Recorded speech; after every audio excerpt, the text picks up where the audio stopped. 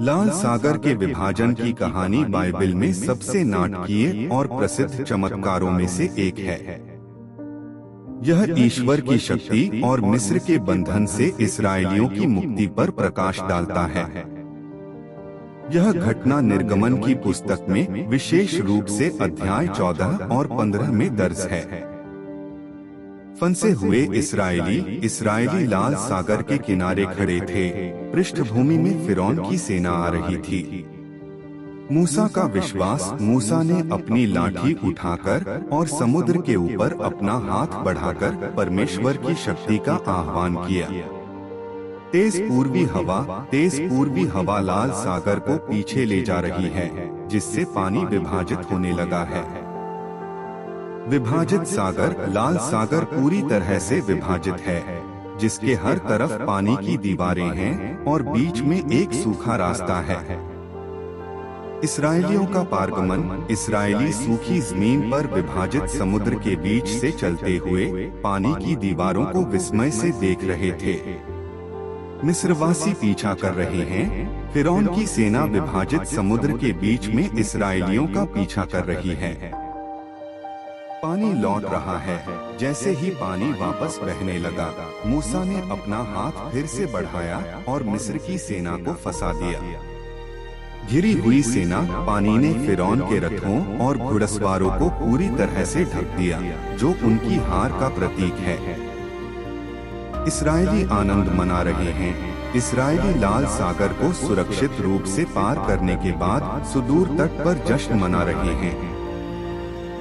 मूसा का गीत, मूसा और इस्राएलियों ने अपने उद्धार की स्मृति में प्रभु की स्तुति का गीत गाया। स्वर्ग से मन्ना की कहानी बाइबल में एक महत्वपूर्ण घटना है, जो जंगल के माध्यम से उनकी यात्रा के दौरान इस्राएलियों के लिए ईश्वर के प्रावधान को दर्शाती है।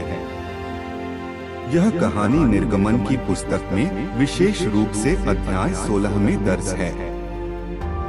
इस्राएलियों का बड़बड़ाना। इस्राएलियों ने जंगल में मूसा और हारून से अपनी भूख और शिकायतें व्यक्त की। मन्ना का वादा। मूसा ने लोगों को स्वर्ग से रोटी उपलब्ध कराने के परमेश्वर के वादे को दोहराया। शाम की बटेर शाम को शिविर को कवर करते हैं, इस्राएलियों के लिए मांस उपलब्ध कराते हैं। सुबह की ओस। सुबह के समय शिविर के चारों ओर ओस की एक परत होती है, जिसमें ओस के वाष्पित होने पर पतली परतें दिखाई देती हैं। मन्ना इकट्ठा करना। इस्राएली जमीन से मन्ना इकट्ठा करते हैं। प्रत्येक प्रति व्यक्ति एक ओमेर इकट्ठा करता है। मन्ना का निरीक्षण। इस्राएली मन्ना का परीक्षण करते हुए सोच रहे थे, यह क्या है, और मूसा ने इसे समझाया कि यह परमेश्वर का प्रावधान है। मन्ना पकाना। परिवार मन्ना तैयार करते हैं और खाते हैं। शहद से बने वेफर्स की तरह इसके स्वाद का आनंद लेते हैं। विश्राम दिन की तैयारी। इस्राएली विश्राम दिन की तैयारी में छठे दिन मन्ना का दोगुना भाग इकट्ठा करते हैं। अवज्ञा का परिणाम। कीड़ों से भरा हुआ खराब मन्ना, जो परमेश्वर के निर्देशों की अवज्ञा करने के परिणाम को दर्शाता है। पूरी यात्रा में मन्ना। जंगल में अपनी 40 साल की यात्रा के दौरान इस्राएली लगातार मन्ना इकट्ठा करते और खाते रहे। मन्ना के इस चमत्कारी प्रावधान ने अपने लोगों के लिए भगवान की विश्वसनीयता और देखभाल को प्रदर्शित किया। उन्हें प्रतिदिन उस पर भरोसा करना और निर्भर रहना सिखाया।